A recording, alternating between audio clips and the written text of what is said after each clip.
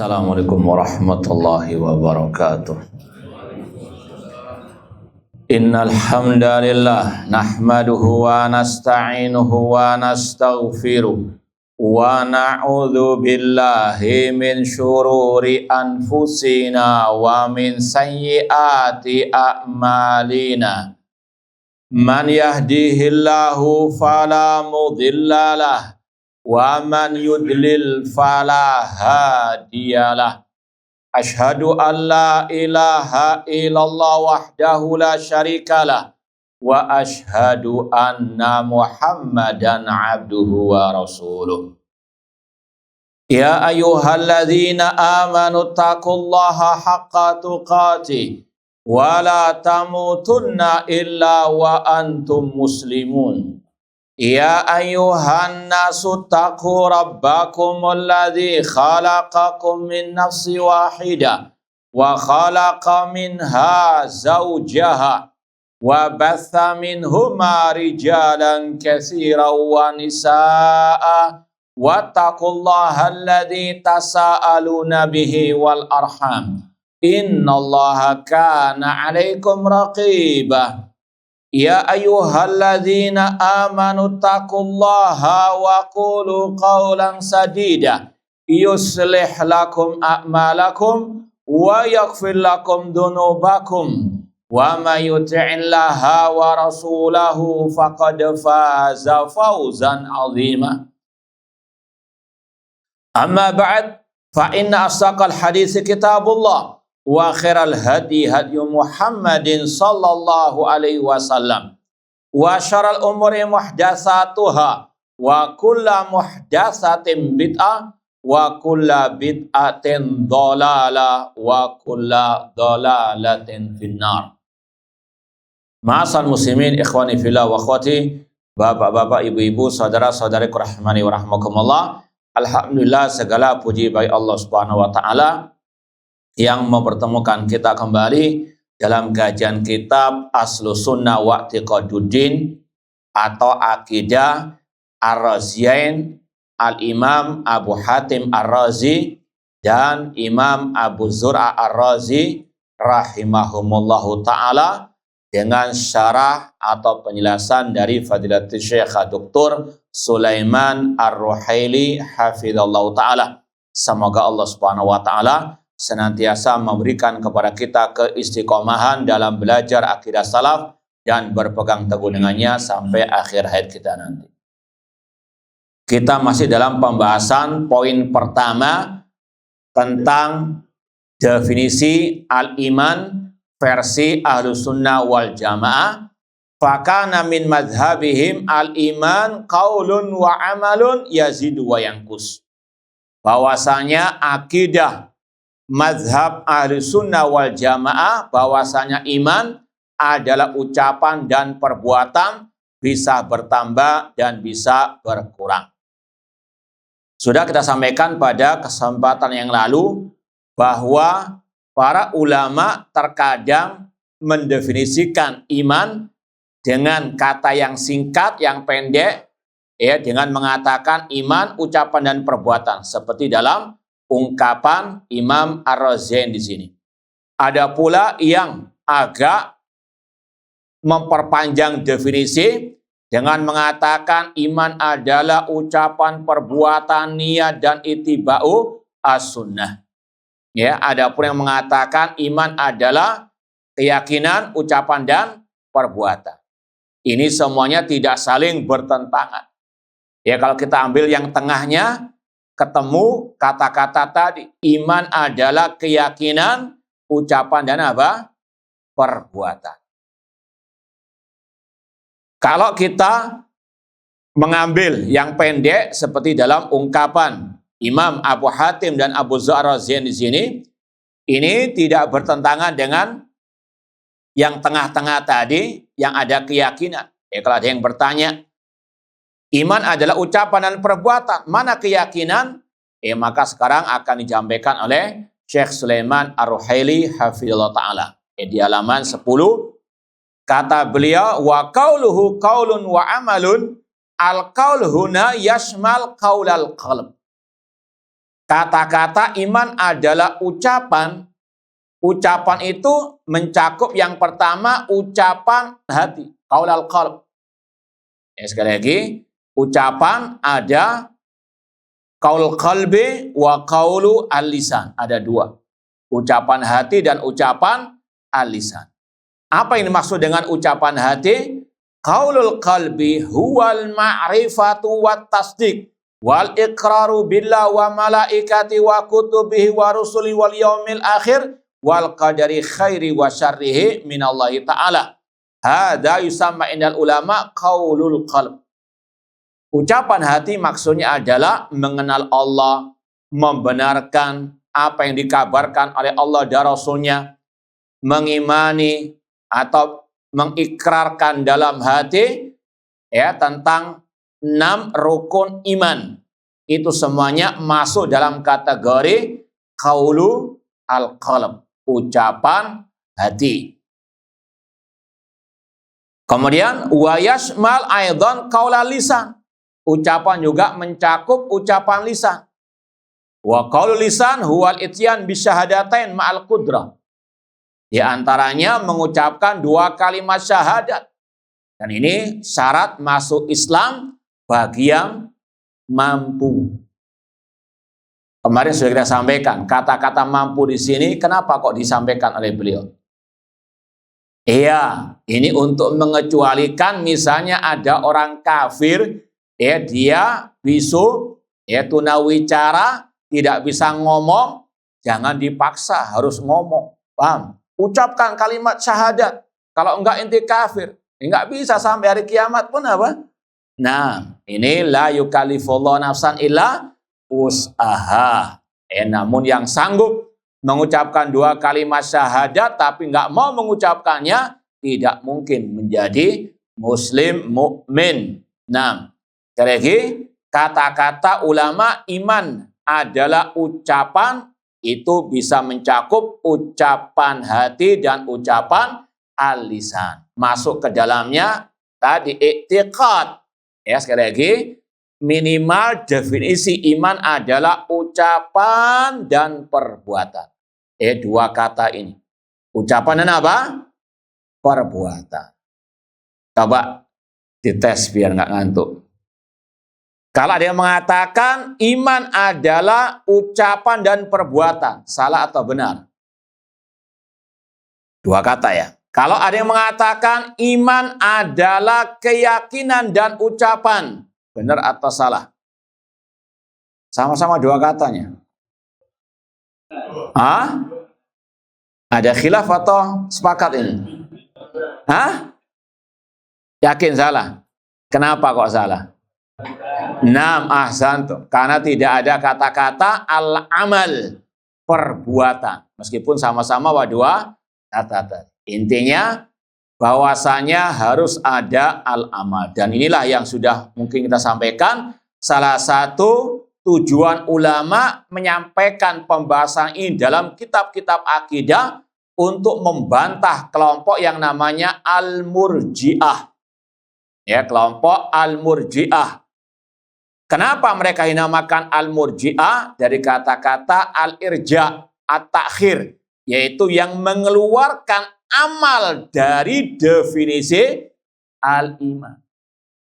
Mereka mengatakan iman hanyalah ucapan dan keyakinan. Ini yang masih paling ringan. Ada lagi yang lebih parah, yaitu yang mengatakan iman hanyalah at-tasdiq bil qalb. Iman hanyalah membenarkan dalam hati. Ini kelompok Asy'ariyah. Ada lagi yang mirip dengan itu, yang mengatakan iman adalah al-iqrar bil lisan. Iman hanya sekedar ucapan di lisan.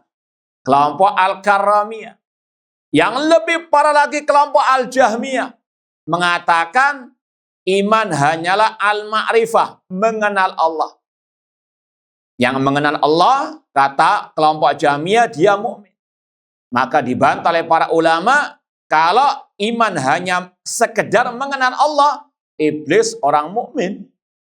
Ya, karena iblis mengenal Allah, bahkan dia bersumpah, fabi izzatika la ughwiyannahum ajma'in. Dengan kemuliaanmu ya Allah, aku akan menyesatkan mereka dari jalan. Iblis mengenal Allah. Apakah iblis mukmin? Ya, Abu Lahab CS, mereka mengenal Allah. Wala in sa'altahum man khalaqas samawati wal arda la yaquluna Allah. Jika engkau bertanya kepada mereka siapa yang menciptakan langit dan bumi, serentak orang musyrikin menjawab Allah. Mereka mengenal Allah. Apakah mereka mukmin? La abada. Kemudian juga tadi, kalau ada ungkapan iman hanyalah ucapan di lisan, maka orang munafikin mukmin. Idza ja'akal munafiquna qalu nasyhadu innaka la rasulullah wallahu ya'lam innaka la rasul wallahu yashhadu innal munafiqina lakadzibun. Apabila datang kepada Nabi Muhammad orang-orang munafikun, mereka mengatakan kami bersaksi engkau adalah utusan Allah. Mereka mengucapkan 2 kalimat syahadat, namun yaquluna bi afwahihim ma laysa fi qulubihim. Mereka mengatakan dengan lisan mereka tapi tidak dalam hati mereka. Gak ada artinya ucapan lisan tanpa keyakinan hati. Kelompok Asy'ariyah mengatakan iman hanyalah atasdik bil qalb, ya, pembenaran dalam hati. Kalau iman hanya pembenaran dalam hati, Abu Thalib mukmin. Siapa Abu Thalib itu? Pamannya Rasulullah SAW mati dalam keadaan musyrik atau mukmin? Musyrik. Padahal dia mengatakan laqad alimtu bi anna dina Muhammadin min khairi adyanil bariyati dina. Sungguh aku meyakini bahwasanya agama Muhammad sebaik-baik agama. Membenarkan dalam hati. Agama Nabi Muhammad sebaik-baik agama. Laulal malamatu aw hidaru masabbatin lawajatani samhan bidaka mubina. Seandainya aku tidak takut caci makian, bulian orang-orang musyrikin, engkau akan mendapati kemasuk al Islam. Ya, Abu Thalib mati dalam keadaan musyrik karena mengikuti ajaran sungkanisme. Sungkan dengan apa? Ya, orang-orang musyrikin CS, takut dengan caci makian. Ini yang kita harus betul-betul pahami, bahwasanya sungkanisme ini terkadang bisa menyeret orang ke dalam kesyirikan, ke nari jahannam khalidan fiha. Maka sungkanisme yang seperti ini harus betul-betul dijauhi. Ada teman mengarahkan kepada kesesatan, kebid'ahan, bahkan kesyirikan, harus betul-betul disikapi dengan tegas. Bahwasanya kita di alam akhirat, di alam barzah sendiri-sendiri. Teman tidak ada manfaatnya. Jangan menggubris caci makian mereka. Biarkan titik-titik menggonggong, kafilah tetap berlalu. Jangan sampai seperti Abu Thalib. Gara-gara sungkan dengan apa? CS-nya, dia mati dalam keadaan musyrik. Na'udzubillah min dzalik. Kemudian kalau kelompok tadi yang mengatakan ucapan dan keyakinan itu sudah cukup menjadikan beriman, ini murji'atul fuqaha, jelas-jelas menentang firman Allah, wa ma kana Allahu liyudhi'a imanakum. Allah tidak menyia-nyiakan iman kalian. Sepakat ulama tafsir mentafsirkan iman kalian adalah salat kalian. Allah menamakan salat yang di situ ada amal merupakan al-iman. Maka amal bagian daripada al-iman. Yang mengeluarkan amal daripada al-iman itulah kelompok al-murji'ah dengan berbagai aliran mereka tadi.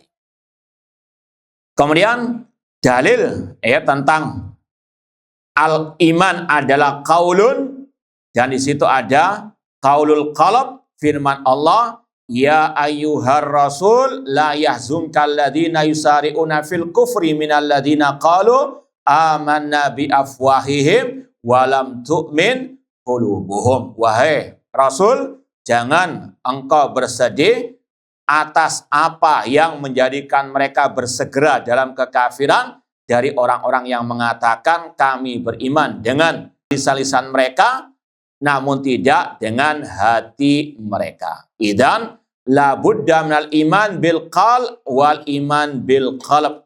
Kata beliau, harus iman dengan ucapan lisan dan dengan hati. Wa qala Nabi SAW, al-iman an tu'mina billah wa malaikati wa kutubi wa rusuli wal yaumil akhir wa tu'mina bil qadari khairi wa syarri. Ketika Rasul ditanya apa itu iman, beliau menjawab dengan 6 rukun al-iman. Idan hada qaul qalb. Maka iman harus ada ucapan al-lisan dan ucapan hati.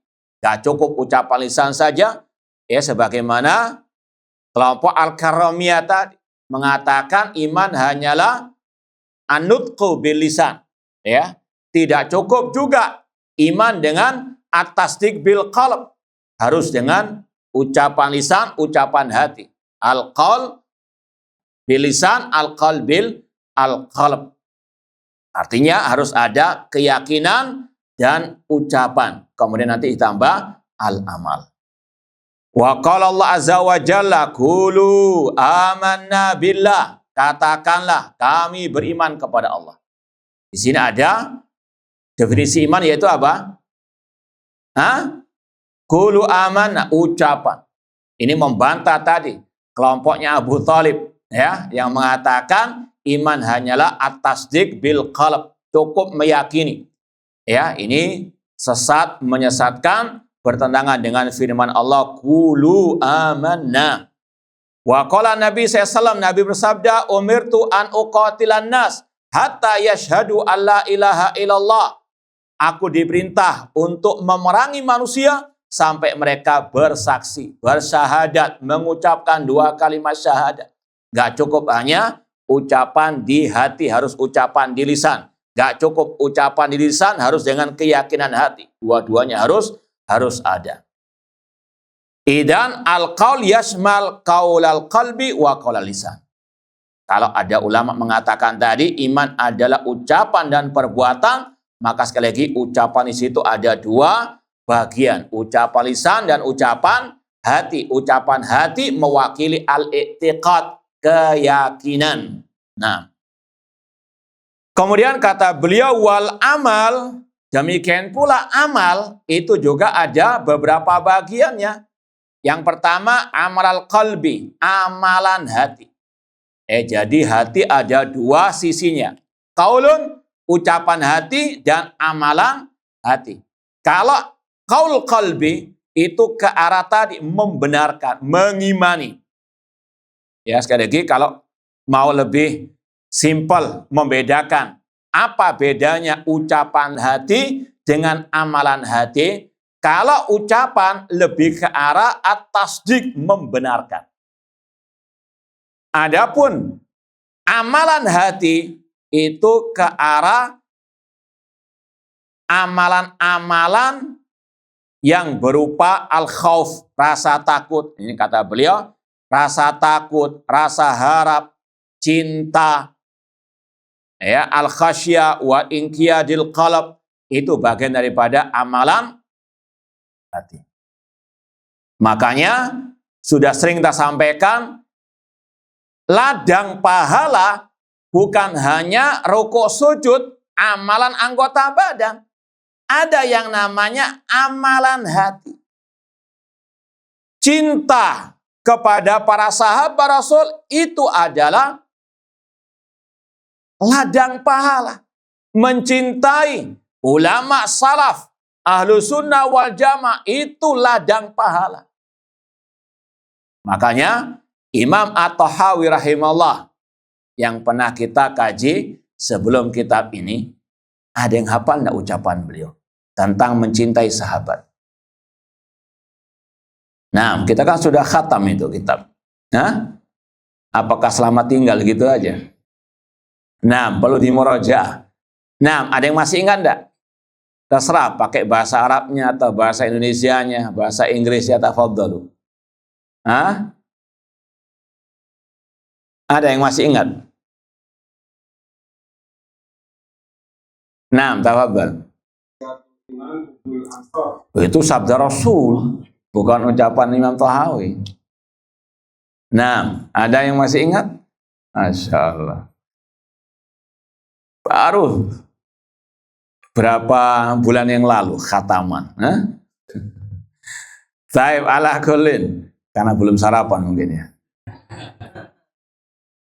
Kata Imam At-Tahawi rahimahullah, wa nuhibbu ashaba Rasul sallallahu alaihi wasallam wa la nufritu fi hubbi ahadin minhum. Kita Ahlussunnah mencintai semua para sahabat Nabi. Tapi kita tidak berlebihan dalam mencintai para sahabat Nabi sallallahu alaihi wasallam. Kemudian di akhir ucapan beliau mengatakan wa hubbuhum dinun wa ihsanun wa imanun. Bahwasanya mencintai para sahabat adalah bagian mengamalkan agama, bagian dari kebaikan dan dari keimanan. Ini ladang pahala mencintai para sahabat Nabi. Sebaliknya juga demikian. Wa bughdhuhum kufrun wa nifaqun wa tughyanun. Membenci para sahabat, kekafiran, kemunafikan, kesesatan. Kemudian juga sebelumnya beliau mengatakan wa nubghidu man yubghiduhum. Kita wajib membenci orang yang membenci para sahabat. Kita membenci Syiah Rafidhah, itu ladang pahala. Itu amal as-shalih. Ya, jangan dibayangkan, disempitkan amal soleh itu hanya yang aman-aman saja, yang slow-slow saja, tidak. Ini bentuk membenci pembenci sahabat, yang mencaci maki para sahabat. Kalau kita membenci mereka, itu ladang pahala. Apalagi Rasul mengatakan, awsaku ural iman, al-hubbu fillah, wal bughdu fillah. Sekuat-kuat tali keimanan, cinta dan benci karena Allah. Kita mencintai para sahabat, itu ladang pahala, itu bentuk ibadah. Maka membenci Syiah Rafidhah yang membenci para sahabat itu adalah juga ibadah ladang pahala. Ini ya yang dimaksud dengan amalul qalb, cinta dan benci. Ma'asal muslimin ikhwani fillah wa akhwati rahmani wa rahimakumullah, wa yashmal amalal jawarih. Amal itu juga mencakup amal anggota badan. Sekali lagi, kata-kata iman adalah ucapan dan perbuatan. Itu kalau dirinci, ucapan ada dua, ucapan hati, ucapan lisan. Amalan juga ada dua, amalan hati dan amalan anggota badan. Itu kalau diringkas lagi, ketemu pada titik iman adalah keyakinan, ucapan dan apa? Perbuatan. Nah, apa contoh amalan anggota badan? Banyak, seperti sholat, zakat, haji, dan seterusnya. Demikian pula kalau mau ditambah lagi, amal juga bisa mencakup amalan lisan. Ya, amalan lisan. Wa huwa kullu qaulin salihin ghairi syahadatain. Yaitu semua ucapan yang baik selain dua kalimat syahadat. Selain dua kalimat syahadat. Ai ghairi syahadatain allati yadhhar bihima al-iman wa yadkhulu bihima fil Islam. Mislu zikrullah, seperti berzikir, seperti wa tawasabil haq wa tawasabil sabar, itu masuk dalam kategori amalu al-lisan. Adapun dalil tentang hal ini, firman Allah, walamma yadkhulul imanu fi qulubikum. Belum masuk iman ke dalam hati kalian. Iman harus dalam hati. Wa qala ta'ala ulaika kataba fi qulubihimul iman. Mereka dicatat, dikokohkan iman dalam hati mereka. Ayat ini, sekali lagi, membantah kelompok yang mana tadi? Dari 4 kelompok sesat dalam definisi iman. Al-Karramiyah yang mengatakan iman hanyalah apa? Ucapan di lisan. Allah berfirman, qad aflahal mu'minun. Sampai kepada firman-Nya, alladzina hum fi sholatim khasyi'un. Sungguh beruntung orang yang beriman, di antara sifat mereka yang khusyuk dalam salat mereka. Fahadi a'malul jawari wa hiya minal iman. Ini membantah siapa ayat tersebut? Qad aflahal mu'minun.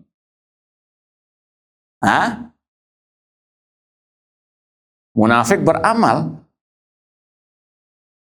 Murji'atul fuqaha yang mengatakan iman hanyalah apa? ucapan dan keyakinan. Gak cukup iman hanyalah ucapan dan keyakinan, harus ada apa? Al-amal. Nah, Nabi SAW bersabda, ini sekali lagi dalil-dalil tentang definisi iman versi Ahlussunnah. Ya, hadisnya yang sangat masyhur dikenal dengan hadis Syu'abul Iman, hadis cabang keimanan. Ya, kalau antum ditanya apa dalil definisi iman versi Ahlussunnah, antum sebut hadis ini saja sudah cukup. Yaitu sabda Rasul, al-iman bid'un wa sab'una au bid'un wa situna syu'bah. Iman memiliki 70 lebih cabangnya atau 60 cabang. Fa'afdaluha qaulu la ilaha illallah. Yang paling tinggi ucapan la ilaha illallah. Qaul. Wa adanaha imatatul adhani tariq. Yang paling rendah menyingkirkan gangguan dari jalan. Al-amal. Wal haya syu'batun al iman. Rasa malu dalam hati bagian daripada al-iman. Ini ya Rasul telah menjelaskan iman harus ada 3 rangkaiannya. Ya, keyakinan dalam hati yang diwakili oleh rasa haya, rasa malu, kemudian ucapan lisan, qaulu la ilaha illallah, dan diwakili amal anggota badan dengan menyingkirkan gangguan dari jalan. Ya, sekali lagi, iman harus ada keyakinan, ucapan, dan perbuatan. Hadis tadi riwayat Imam Muslim. Kemudian beliau sebutkan, fal iman syu'abun, iman memiliki cabang. Kata-kata ini, hadis ini, selain membantah kelompok tadi, membantah siapa lagi? Ada yang masih ingat enggak pembahasan kita dulu? Enggak ada yang ingat? Hah? Atau pura-pura enggak ingat? Baik. Ucapan iman itu bercabang membantah 2 kelompok sesat. Yang pertama kelompok Al-Murji'ah, sudah kita lewati. Yang kedua membantah kelompok Al-Khawarij. Kelompok Murji'ah mengatakan iman satu kesatuan. Orang yang berbuat maksiat ya sepanjang hari misalnya, setiap saat tetap imannya utuh. Imannya orang yang paling fasik, kata mereka sama dengan imannya Abu Bakar wa Umar. Kenapa tadi? Iman satu kesatuan dan mereka mengatakan amal bukan bagian daripada apa? Al-iman. Iman nggak terpengaruh dengan amal. Amalan apapun yang dilakukan oleh seorang hamba tidak mempengaruhi iman. Karena amal bukan bagian daripada apa? Paham? Khawarij sama. Mengatakan iman satu kesatuan nggak bercabang. Tapi bedanya Khawarij mengatakan amal bagian daripada al-iman. Kalau amalnya jelek, ya dia berzina, ya dia mencuri, maka karena iman ini satu kesatuan, kalau hilang satu, hilang semuanya. Kafir, murtad. Makanya mereka mengkafirkan pelaku dosa besar. Itu sebab ya musababnya, asal muasalnya dari keyakinan masalah al-iman. Kata mereka iman nggak bercabang. Satu hilang, hilang semuanya. Paham dong? Ya, maka Ahlussunnah pertengahan. Mereka mengatakan iman bercabang. Tapi cabang iman itu kan banyak. Satu cabang iman hilang, nggak mesti hilang semuanya. Contoh tadi, orang nggak menyingkirkan gangguan dari jalan. Apakah dia murtad? Lah. Karena apa? Seperti ibaratnya pohon. Ranting satu jatuh, apakah langsung roboh pohonnya? Tidak. Kecuali tadi, la ilaha illallahnya yang hilang. Itu seperti akar. Ya, bisa roboh. Maka sekali lagi, ini pertengahannya Ahlussunnah di antara Khawarij dan apa? Murji'ah. Nah. Ma'asal muslimin ikhwani fillah wa akhwati rahimani wa rahmukumullah. Kita lanjutkan lagi ucapan Syekh Sulaiman Ar-Ruhaili, fal iman syu'abun. Iman banyak cabangnya. Minha syu'abun qauliyah. Ada cabang yang berupa ucapan. Ya, yang paling utama, yang paling afdal ucapan la ilaha illallah. Wa minha syu'abun amaliyah. Ada cabang amal perbuatan. Wa adanaha imatatul adhani tariq, yang paling rendah menyingkirkan gangguan dari jalan. Wa minha syu'abun qalbiyah, ada cabang hati. Wal haya syu'batun al iman, di antaranya rasa malu bagian daripada al iman.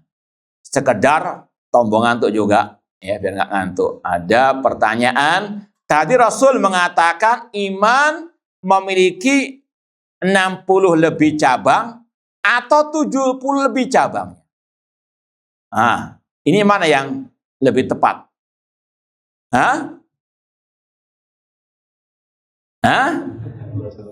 Iya, dua-duanya. Ya. Bagaimana mengkompromikan antara kata-kata 60 lebih dengan 70 lebih. Riwayatnya sahih dua-duanya. Karena nggak mungkin satu waktu dikatakan 60 lebih atau 70 lebih. Tapi bagaimana mengarahkan dua kata-kata ini biar pas. Nah, ada yang bisa menyampaikan? Ya. Disebutkan sama iman dengan 60 lebih cabang karena pada waktu itu syarat Islam belum sempurna. Ahsantum. Yang berikutnya? Jadi dengan berjalan waktu syarat Islam bertambah maka cabang-cabang. Nah, jazakumullah khairan. Dan itu yang pernah disampaikan oleh Al-Imam Ibnu Abi Syaibah dalam Kitabul Iman. Ini termasuk kitab yang paling klasik ya dalam bab Al-Iman. Ya, kitab namanya Kitabul Iman. Ya, satu jilid tipis khusus pembahasan masalah iman, disebutkan riwayat-riwayat tentang bab ini, dan beliau tadi ya menjamakkan antara dua riwayat. Kalau dikatakan 60 cabang itu masih ya berangsur-angsur diturunkan lagi syarat-syarat yang lain. Belum sempurna syariat Islam, maka Rasul mengatakan iman 60 lebih cabangnya. Ketika sudah sempurna al-Islam, maka kata Rasul iman 70 lebih cabangnya. Nah, itu sekali lagi bisa dilihat penjelasannya dalam kitab Al-Iman oleh Imam Ibnu Abi Syaibah rahimallahu ta'ala dengan takhrij Syekh Al-Albani rahimahullah. Dan ini sekaligus membantah, membungkam tuduhan dusta ya ahlil bid'ah, terutama kelompok-kelompok harokah, kelompok-kelompok takfirin yang menuduh Syekh Albani murji'ah. Dan ini sudah pernah kita sampaikan. Sekarang dagangan yang laris ahlil bid'ah ya itu tuduhan murji'ah kepada as-salafin.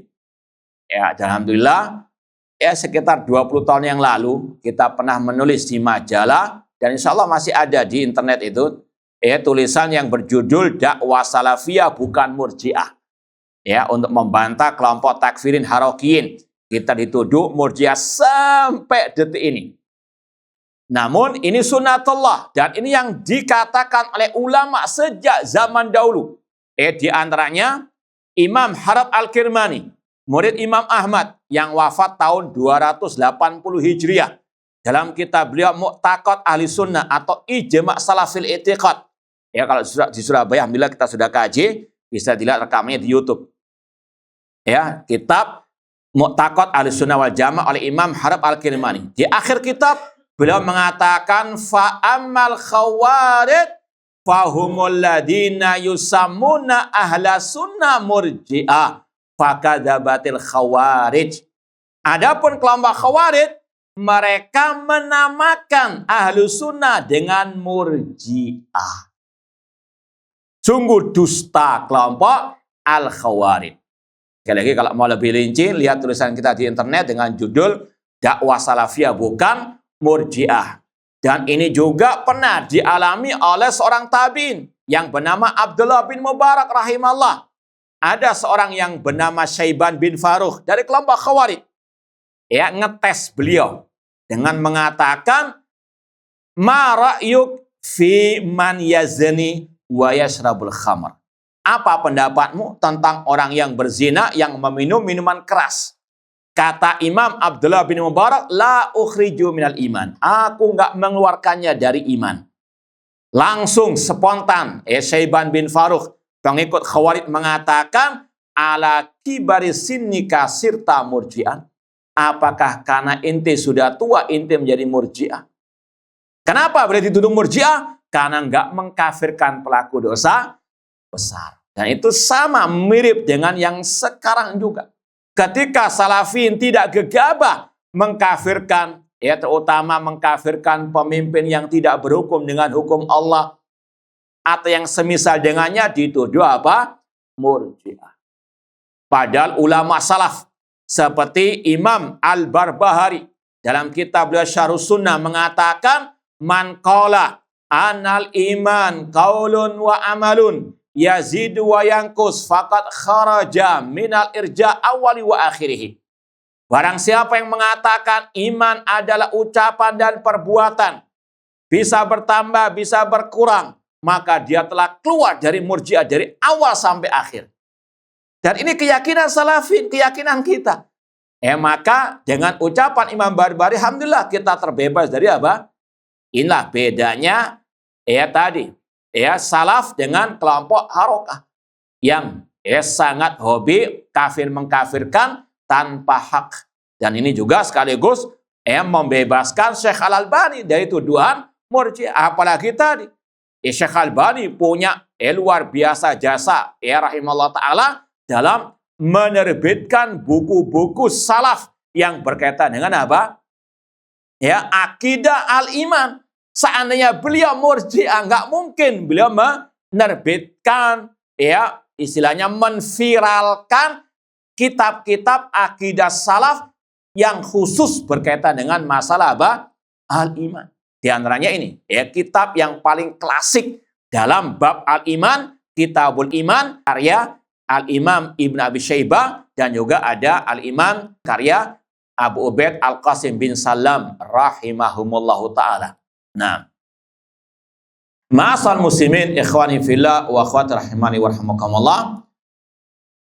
Kemudian dikatakan di sini, wa idza qila al-iman qaulun wa amalun wa i'tiqad au qaulun wa amalan wa niyah au qaulun wa tasdiqun wa amal fa inna huna yakul qaul lisan au itiyan bi syahadatain wal amalu al jawari. Sekedar penjelasan ulang, cukup minimal iman didefinisikan dengan ucapan dan apa? Perbuatan, dengan perinciannya tadi. Namun kalau ada yang mengatakan iman adalah keyakinan, ucapan dan perbuatan, maka ucapan di situ lebih ke arah ucapan kalimat syahadat yang paling utama. Meskipun tetap ucapan lisan, zikir dan sebagainya itu termasuk bagian daripada al-iman. Ma'asal muslimin ikhwani fillah wa akhwati rahimani wa rahimakumullah. Kemudian disampaikan di sini ucapan para ulama salaf tentang hal ini juga, di antaranya Imam Malik, Abu Bakar bin Ayyash, wa Abdul Aziz bin Abi Salamah, Hamad bin Salamah, Hamad bin Yazid. Beliau mengatakan al-iman al-ma'rifah wal ikrar wal amal. Iman adalah al-ma'rifah, mengenal dalam hati. Wal ikrar, mengikrarkan dengan alisan. Wal amal. Jadi intinya salafus soleh, definisi mereka tentang iman kadang berbeda redaksi. Tapi intinya sama. Al-ma'rifah maksudnya keyakinan, al-i'tiqad itu qaulu al-qalbi, amal qalb. Adapun al-iqrar maknanya an-nutqu bi al-lisan. Sekali lagi kadang berbeda ungkapan, tapi satu intinya iman harus ada keyakinan, ucapan dan perbuatan anggota badan. Kemudian disampaikan ucapan salaf yang banyak tentang hal ini, sampai kepada ini pembahasan yang agak mendalam, kita lewati saja. Ini pembahasan terutama masalah dialog antara yang mengatakan orang yang nggak sholat 5 waktu kafir dengan yang mengatakan tidak kafir.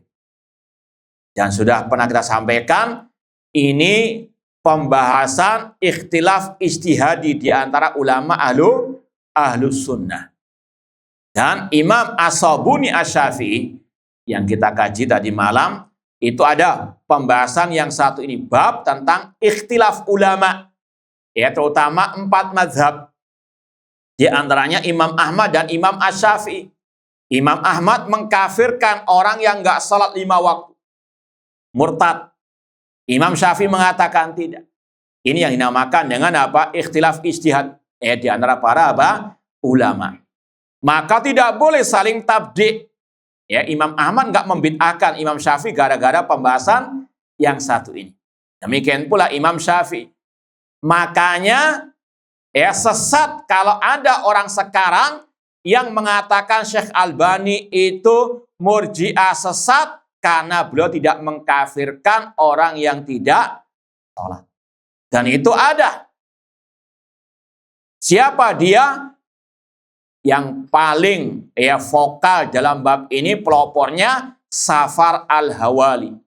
Ya, salah satu dosen di Ummul Qura. Murid daripada Muhammad Qutub, saudaranya Said Qutub. Klop sudah. Nah, makanya jangan heran di Saudi Arabia sana banyak istilahnya kelompok khawarij, kelompok pendukung teroris. Kenapa? Karena dulu ada bapak teroris abad ini, Muhammad Qutub, yang mengajar di sana. Di antaranya Usama bin Laden. Kenal? Nah, itu murid Muhammad Qutub. Alhamdulillah, dulu pernah kita juga menulis tentang silsilah jaringan teroris Al-Qaeda. Itu muncul dari tadi. Muhammad Qutub pernah mengajar di Saudi Arabia, dan dia sama pemikirannya dengan Said Qutub, at-takfir, al-munfalid, takfir yang ngawur, tanpa dawabit yang syariah, melahirkan Usama bin Laden, dan diantaranya Safar Al-Hawali, dia yang pertama kali diantaranya menuduh Syekh Albani murji'ah. Dalam kitabnya Dhahiratul Irja, alhamdulillah sudah dibantah oleh para ulama, di antaranya Syekh Ali bin Hasan Al-Halabi Al-Athari. Di antaranya tuduhannya karena Syekh Albani tidak mengkafirkan orang yang nggak sholat. Padahal ini sudah diucapkan oleh Imam Asy-Syafi'i. Apakah Imam Syafi'i murji'ah? Na'udzubillah min dzalik.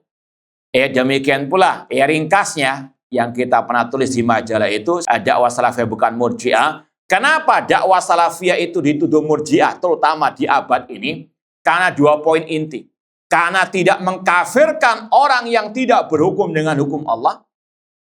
Padahal jelas tafsir Ibn Abbas tentang Al-Maidah 44. Wa man lam yahkum bima anzalallahu fa ulaika humul kafirun. Barang siapa yang tidak berhukum dengan hukum Allah, maka mereka kafir. Kata Abdul Abbas, itu kufur kecil, kufrun duna kufur. Beliau nggak mengkafirkan secara mutlak.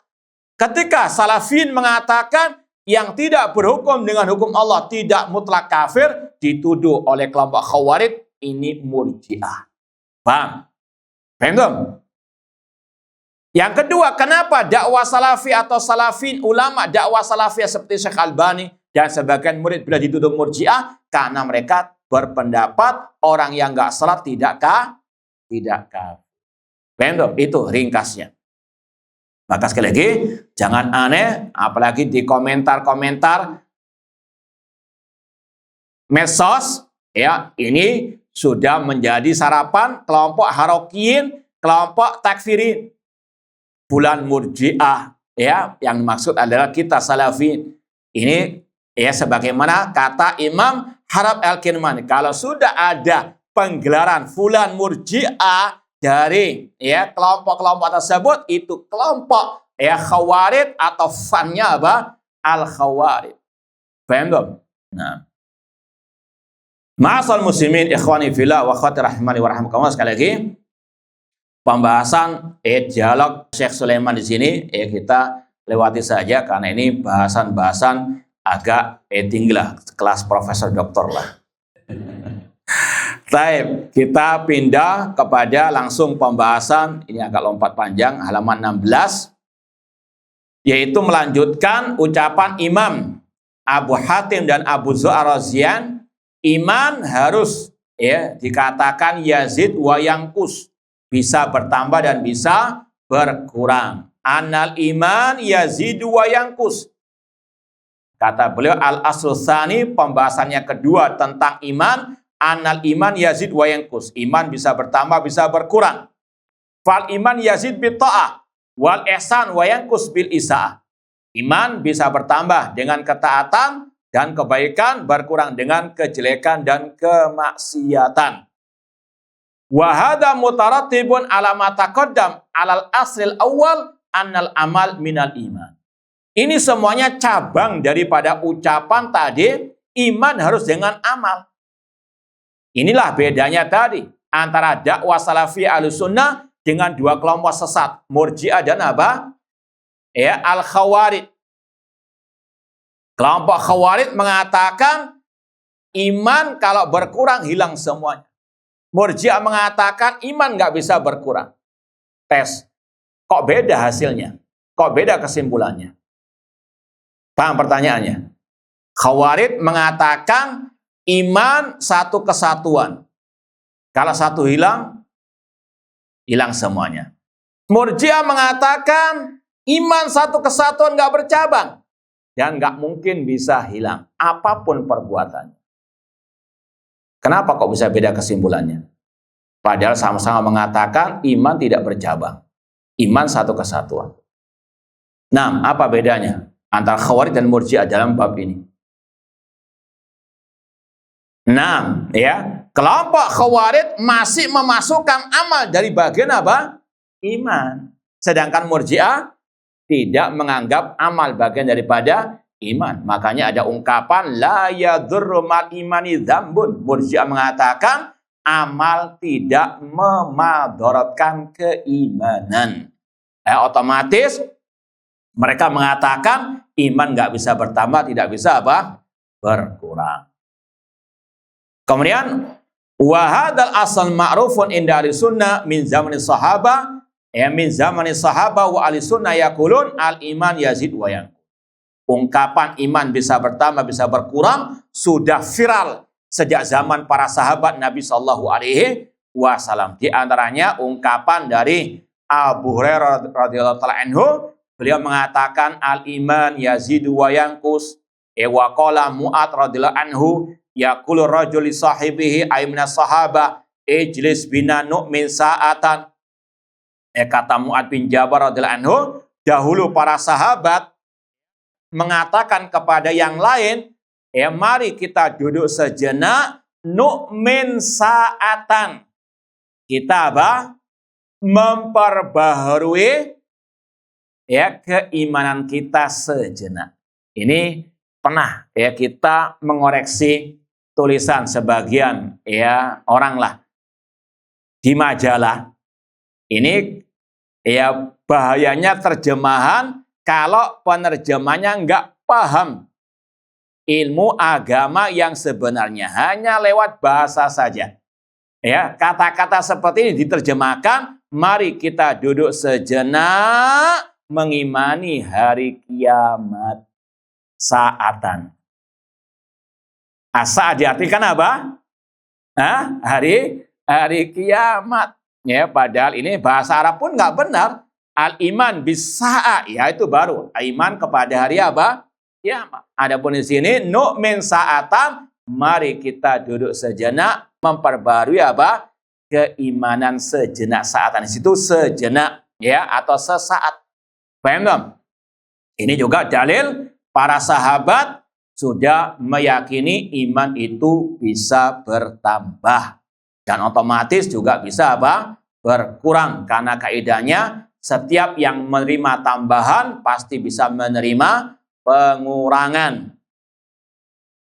Kemudian aina wajud dilala as-sahaba mu'minun yaqulu ahaduhum lil akhar ta'al nu'min ijlis bina nu'min sa'atan, maknanya nazdadu imanan. Kita duduk sejenak sesaat memperbaharui keimanan. Walladhi yazidu wa yanqus. Wa kana Ibnu Rawaha radhiyallahu anhu ya'khud biyadi Abi Darda radhiyallahu anhu. Dahulu Abdullah bin Rawaha pernah mengambil tangan Abu Darda, mengajak beliau seraya mengatakan ta'al nu'min sa'atan. Sama, kemarilah kita memperbaharui keimanan kita sesaat sejenak. Di antaranya dengan talabul ilmi seperti ini. Ini adalah kiat memperbaharui keimanan. Ya, semoga Allah senantiasa menambah keimanan kita dan menjaga keimanan kita. Adapun dalil dari ayat banyak sekali, di antaranya surat At-Taubah 124, fa'amal ladina amanu fazadatum imana. Adapun orang-orang yang beriman, maka bertambahlah iman mereka. Fazadahum imana, ya liyazdadu imanan ma'a imanihim. Demikian pula dalam surat Al-Anfal ayat yang kedua, innamal mu'minuna alladhina idza dzukirallahu wajilat qulubuhum wa idza tuliyat alim ayatu zadatum imana wa ala rabbihim yatawakkalun. Kemudian ini ada sedikit pembahasan sekaligus kita selesaikan bab ini meskipun dengan ringkas, yaitu ada riwayat dari Imam Malik ya yang beliau hanya mengatakan iman Yazid, namun beliau tawaqqafa ya berhenti, tidak melanjutkan dengan kata-kata berkurang. Maka sebagian orang terkadang memahaminya iman itu bertambah namun nggak berkurang. Ini tidak benar sama sekali. Seandainya itu dari Imam Malik, sudah ada para sahabat yang menyelisihinya. Dan kaidahnya tidaklah iman itu bertambah kecuali juga berkurang. Di sini ada kata-kata wa qarrawa Ibnu Qasim an Malik anal iman yazid wa waqafa fi nuqsani. Ada riwayat Imam Malik mengatakan iman bisa bertambah, namun beliau diam, tidak mengatakan iman berkurang. Maka cara meluruskannya yang pertama, kata beliau riwayat yang lain ada tambahan Imam Malik ya mengatakan iman yazidu wa yanqus. Dan itu yang paling masyhur dari kalangan ulama salaf disebutkan di sini. Ya, di antaranya dari Abdul Razzaq wa Ma'mar Ibn Isa wa Ibn Mafi Ibn Wahab. Kemudian sekali lagi, kalaupun ada riwayat Imam Malik tidak mengatakan iman berkurang, bukan beliau meyakini ya iman hanya bertambah titik tapi tidak berkurang, tapi beliau menjaga lafaz ya nas. Karena memang dalam nas secara umum ya tidak ada kata-kata iman secara umum ya. Meskipun kalau mau didetailkan itu ketemu ya sebagaimana kata Rasul wadzalika ad'afu al-iman, itulah selemah-lemahnya al-iman. Demikian pula tentang kaum wanita, kata Rasul naqisatud din wal aql, mereka ini berkurang agamanya alias keimanannya. Paham enggak? Ya, meskipun seandainya itu kalau ada riwayat dari Imam Malik, maka sekali lagi kembalikan kepada yang muhkamat, yang ijma' salaf. Terlebih lagi ada riwayat dari Imam Malik, beliau yusarrih ya menjelaskan iman juga yazidu wa yanqus. Itu ringkasan dari ya ungkapan Syekh Sulaiman di sini. Dan yang terakhir, beliau membawakan ucapan ulama ahli hadis kota Madinah yang bernama Syekh Hamad Al-Ansari yang mendefinisikan iman dengan kata-kata yang sangat indah bagi yang paham bahasa Arab. Kata beliau al-iman khamsununat ya, halaman 18 ada kata-kata khulasatu madzhabis salaf. Kesimpulan madzhab salaf, annal iman yata'allaf min khamsinunat. Iman itu terdiri daripada 5 nun. Ini 5 nun ya versi bahasa Arabnya. Ada sajaknya. Kata-katanya diakhiri dengan huruf nun. Huruf nun ya, kata beliau al-iman qaulun bil lisani. Perhatikan terakhirnya, hurufnya nun semuanya. Qaulun bil lisani wa i'tiqadun bil janani wa amalun bil arkani yazidu bi ta'atir rahmani wa yanqusu bi ta'atis syaitan. Pas kan? Paham? Jangan ketawa tak nggak paham nanti. Nah, ya itu kalau dalam bahasa Arabnya ada sajaknya kelihatan ya sangat indah sekali. Yang nggak paham ya cukup mendengarkan aja. Tapi terjemahannya nggak ketemu nun. Ya terjemahannya iman adalah keyakinan dalam hati, ya ucapan dalam lisan, kemudian perbuatan anggota badan bisa bertambah dan bisa apa?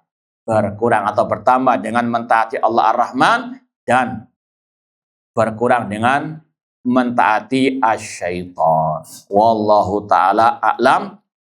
Ini yang bisa kita sampaikan. Kurang lebihnya mohon maaf. Kalau mungkin ada pertanyaan terutama berkaitan dengan materi kita, tafadhalu. Tafadhalu. Baik, Ustaz. Ini ada satu pertanyaan. Bolehkah kita mengucapkan saya mukmin insyaallah? Ya, ini pembahasan lanjutan sebetulnya. Ya, makanya pembahasan ini ya memang harus kita lanjutkan dengan kitab-kitab yang lain karena saling ya menambahkan, saling menjelaskan. Ada pembahasan dalam bab iman yang judulnya Al-Istisna fil Iman. Ya, judulnya pembahasan Al-Istisna fil Iman. Ringkasnya, kalau Anda ditanya apakah Anda mukmin, maka jawablah ana mukmin insya Allah. Itu pembahasannya. Kata-kata al-istisna fil iman ini juga kalau orang nggak bisa bahasa akidah, ya hanya bisa bahasa Arab, ini nanti beda maknanya. Al-istisna itu artinya pengecualian. Itu kalau dalam sisi apa bahasa. Kalau menerjemahkan kitab akidah namun nggak paham akidah salaf, berbahaya. Ya, maknanya bisa apa? Yang ngawur istilahnya. Al-istisna dalam segi bahasa itu artinya pengecualian. La ilaha illa itu ya istisna, harful istisna. Namun dalam pembahasan iman, kalau dijelaskan apa itu al-istisna fil iman, yaitu ketika ada seseorang ditanya apakah Anda mukmin, maka jawablah saya mukmin insya Allah. Kata-kata saya mukmin insya Allah itu yang namanya istisna fil iman. Kenapa kok pakai embel-embel insya Allah? Karena kita meyakini iman itu tadi memiliki banyak cabang. Paham? Sedangkan saya ini masih belum sempurna, belum melaksanakan semua cabang-cabang apa? Keimanan. Itu yang namanya apa? Istisna fil iman. Hukumnya jaiz, mengatakan saya mukmin insya Allah. Berarti boleh juga mengatakan saya mukmin titik. Paham? Tapi dengan berbeda perspektifnya. Kalau saya mukmin titik, itu pembahasannya dalam masalah aslul iman. Ya, prinsip keimanan saya yakin. Saya meyakini 6 rukun iman. Paham? Saya ulangi lagi. Apa hukum mengatakan saya mukmin insya Allah? Ahlussunnah mengatakan jaiz, boleh. Tidak wajib, tidak haram. Paham?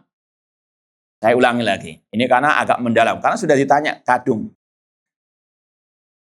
Saya tanya, apa hukum mengatakan ketika ditanya apakah Anda mukmin, saya mukmin insya Allah. Apa hukumnya mengatakan saya mukmin insya Allah? Jaiz. Apakah boleh mengatakan saya mukmin titik? Namun sekali lagi, dua-duanya harus diarahkan kepada ya tempat yang selayaknya. Saya mukmin insya Allah itu dilihat dari sisi cabang keimanan yang tadi 70 lebih. Entah? Itu dalam bab fala tuzaku anfusakum. Jangan kalian merasa apa suci, merasa sempurna. Paham? Ya, dari sisi apa cabang keimanan saya mengatakan saya mukmin insya. Tapi dalam bab arkanul iman maka kita katakan saya titik. Paham? Jangan pakai insya Allah. Paham ya? Nah, ada 2 kelompok sesat. Lanjut apa enggak ini? Ini kadung sudah. Nah, antum yang memaksa ana. Ada 2 kelompok sesat dalam bab ini. Yang mengatakan wajib mengatakan saya mukmin insya Allah. Yaitu kelompok Asy'ariyah. Bahkan lebih dari itu kata para ulama. Mereka mengatakan ini gelas insya Allah. Ini HP insya Allah. ya dengan alasan Allah Maha Kuasa. Kalau ini dirubah jadi ular sekarang bisa. Paham? Ini yang lebay. Paham dong? Semua pakai apa? Insya Allah. Ada yang mengharamkan. Ini Murji'ah. Ini kalau mau dibahas lagi, salah satu ciri kelompok Murji'ah, sebagaimana kata ulama salaf yang bernama Abdurrahman bin Mahdi, aslul irja tarkul istisna. Asal ajaran kelompok Murji'ah meninggalkan istisna, yaitu meninggalkan kata-kata insya Allah. Mereka mengatakan wajib mengatakan saya mukmin titik. Bahkan dalam bab cabang keimanan. Karena mereka mengatakan tadi, iman satu kesatuan. Apapun perbuatan orang itu maksiatnya, maka tetap sempurna apa? Imannya. Haram mengatakan saya mukmin insya Allah. Paham? Makanya tadi Ahlussunnah pertengahan. Nggak mengharamkan, nggak apa? Mewajibkan. Hukumnya boleh, tapi tadi dengan perspektif, dengan dua sisi yang harus dibedakan. Saya mukmin insya Allah dari sisi apa tadi? Cabang keimanannya. Namun dari sisi pondasi keimanan, rukun iman, saya mukmin. Paham? Nah, suatu saat perlu ditanya lagi. Paham sekarang. Nah, baik. Ya, silakan. Kalau amalan hati itu kedudukannya lebih tinggi dari amalan jawari. Misalnya ikhlas, sabar, seperti itu. Baik. Ahlus sunnah, para ulama mewasiati pembahasan-pembahasan yang di luar pembahasan ulama salaf lebih baik ditinggalkan. Ya, contoh dalam bab ini seperti amal, apakah syarat sehatnya, sahnya amal, atau syarat atau rukun amal, ya maka lebih baik tinggalkan, karena itu akan menjadi perdebatan debat kusir yang arahnya nanti kepada hal-hal yang tidak terpuji. Nah, cukup kita mengatakan tadi, amalan hati ada demikian dan seterusnya. Paham ya? Wallahu ta'ala alam. Ada yang lain? Assalamualaikum warahmatullahi wabarakatuh. Waalaikumsalam warahmatullahi wabarakatuh. Ilmunya terkait apa yang tadi kita jelaskan, sama saya benar yang kita mengikuti amalan para sahabat. Saya kaitkan dengan kalau nggak salah ada salah pengertian atau bahkan peperangan antara Aisyah dan Muawiyah. Nah, Bagaimana menyikapi hal itu, bahkan kita harus mengikuti apa yang dilakukan oleh para sahabat. Wah, iya. Kalau sampai perang gitu. baik. Wah, iya. Ya, insya Allah sudah pernah kita sampaikan dalam pembahasan usul sunnah Imam Ahmad di sini, dan juga Imam Aqidah Thahawiyah ya di sini juga. Dan insya Allah akan ada pembahasan lagi di sini. Alhamdulillah kita kalau nggak salah hari Senin yang lalu, ya di Surabaya kita ada kajian Aqidah Wasithiyah karya Syekhul Islam Ibnu Taimiyah rahimahullah dengan syarah Syekh Shalih bin Fauzan membahas hal ini.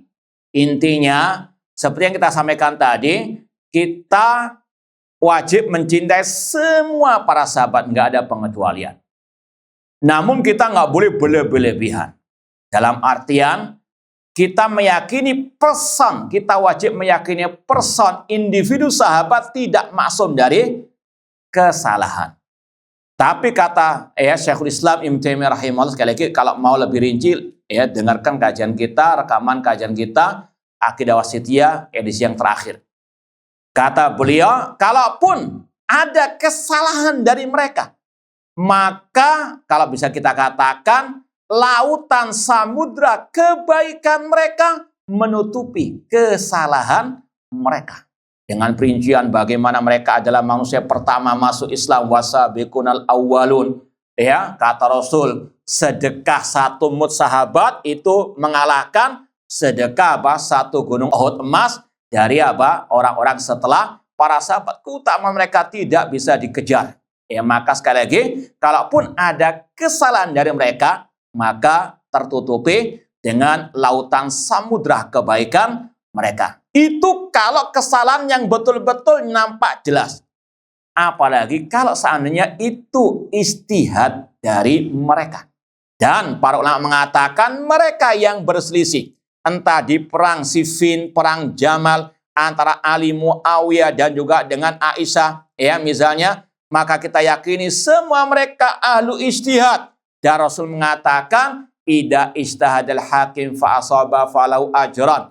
Apabila seorang hakim berijtihad lalu benar, dapat 2 pahala. Wa in akhta falahu ajrun wahid. Kalau ada yang salah, maka dapat 1 pahala. Intinya tidak ada celah untuk mencelah sahabat Rasulullah SAW. Itu ahlu sunnah.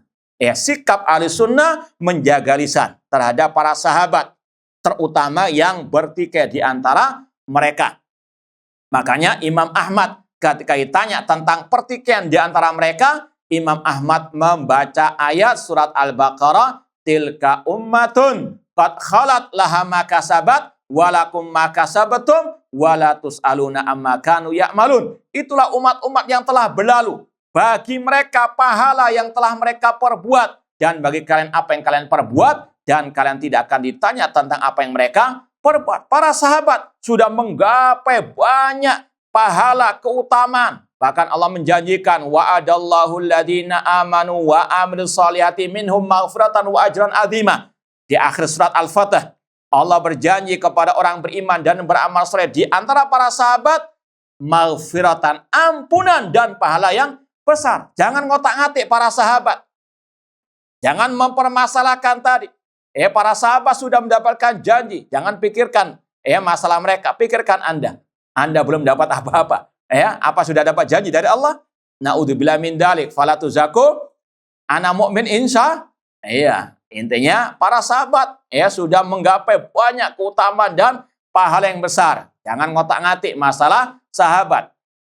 Sekali lagi ini sikap ahlu sunnah wal jamaah. Bahwasanya mereka ahli ijtihad, kalaupun ada yang salah tertutupi dengan kebaikan mereka. Bahkan Allah menjanjikan yang berijtihad lalu salah dapat 1 pahala. Beda dengan alil bid'ah. Alil bid'ah mencari celah untuk mencelah salah satu pihak yang bertikai, dan yang paling banyak dicela Muawiyah bin Abi Sufyan radhiyallahu taala anhu. Maka sekali lagi yang mencela satu sahabat saja, kata Imam Ahmad dalam kitab Ushulus Sunnah, mubtadi' manintaqasa ahadan min ashabi Rasul sallallahu au abghadau bihadatsin kana minhu au dzakara masawi'u fahuwa mubtadi'. Barang siapa yang mencela satu sahabat di antaranya Muawiyah, atau membencinya karena suatu sebab, atau dia menyebut kejelekan-kejelekan sahabat tersebut, maka dia ahli bid'ah. Maka sekali lagi, jaga lisan terhadap para sahabat di antara yang bertikai. Tidak ada celah untuk mencela sahabat Rasulullah SAW. Bahkan tadi Imam Thahawi mengatakan, wa bughduhum kufrun wa nifakun wa tughyanun. Mencela, membenci para sahabat itu kekufuran, kemunafikan, kesesatan. Pilih yang mana? Na'udzubillah min dzalik. Baik, wallahu a'lam. Ada yang lain? Silakan. Assalamualaikum warahmatullahi wabarakatuh. Waalaikumsalam warahmatullahi wabarakatuh. Pak Ustadz izin bertanya sedikit, Pak Ustadz mungkin agak melebar sedikit dari tema, tapi tadi sempat Pak Ustadz sedikit singgung terkait sungkanisme, Pak Ustadz. Mohon pencerahannya Pak Ustadz, apa sebenarnya kalau dibandingkan antara sungkanisme versus dengan uzur, Pak Ustadz? Apa? Uzur. Uzur. Ada suatu keringanan atau kesalahan. Nah, ketika misalnya pada suatu profesi kita, pekerjaan kita, sudah datang waktu azan untuk segera sholat, tetapi memang di forum itu sudah membahas suatu hal yang dirasa lebih penting, Pak Ustadz. Atau kemudian yang kedua misalnya, ada anggota dari pertemuan kita, kalau misalnya tidak dibahas sekarang, dia juga punya agenda yang lain, Pak Ustadz. Artinya akan tertinggal atau mungkin batal dari agenda kita. Pertanyaannya, apakah kalau misalnya dalam posisi seperti itu masuknya ke memang uzur atau keringanan, boleh menunda sholat sejenak, atau lebih masuk ke sungkanisme, Pak Ustadz? Terlebih misalnya dalam agenda kita pun ada non muslim atau bahkan terang-terang teman muslim sendiri yang kemudian ingin menunda waktu sholat. Baik, jazakumullah khairan. Tapi perlu kita tegaskan lagi di sini tentunya sungkanisme yang menjadikan orang tadi terseret ke dalam kesyirikan ataupun kebid'ahan. ya diundang misalnya perayaan Isra Mi'raj Maulid Nabi. Gak enak, dia kan alma mater saya, ya. Ini namanya sungkanisme yang menyeret orang kepada apa? Kebid'ahan. Masa Ustaz sunnah ya ngisi acara Isra Mi'raj. Nah, ini sudah nggak sunnah lagi, bid'ah. Paham? Nah, maka di sini jelas itu sungkanisme yang haram. Ada ya kalau bisa dikatakan tadi ya sungkan menolak rapat meskipun sudah apa? Ya azan dikumandangkan. Nah, sekarang pembahasannya ini masalah waktu sholat. Ketika rapat itu selesai rapat, ya apakah masih bisa sholat pas waktunya meskipun nggak awal waktunya atau tidak? Ya, ini berkaitan dengan waktu sholat.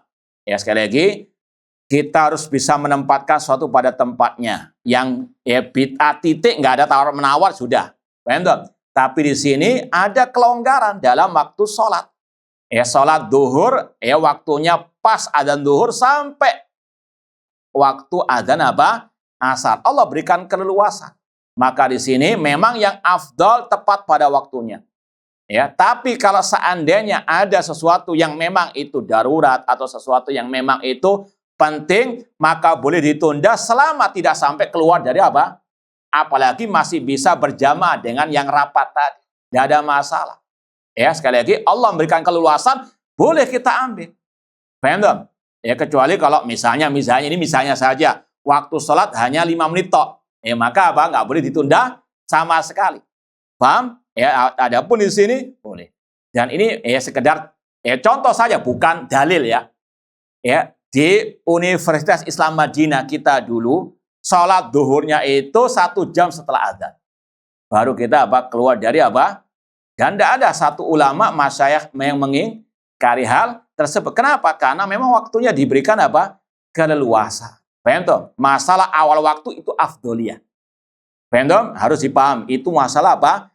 Afdoliyah. Apalagi misalnya dokter lagi ngoperasi, waktu apa ditinggal. Padahal apa? Masih ada waktu untuk apa? Kecuali kalau lewat waktunya beda lagi. Ya, pembahasannya ini ada keleluasan. Allah berikan keleluasan, maka apa? Boleh kita ambil.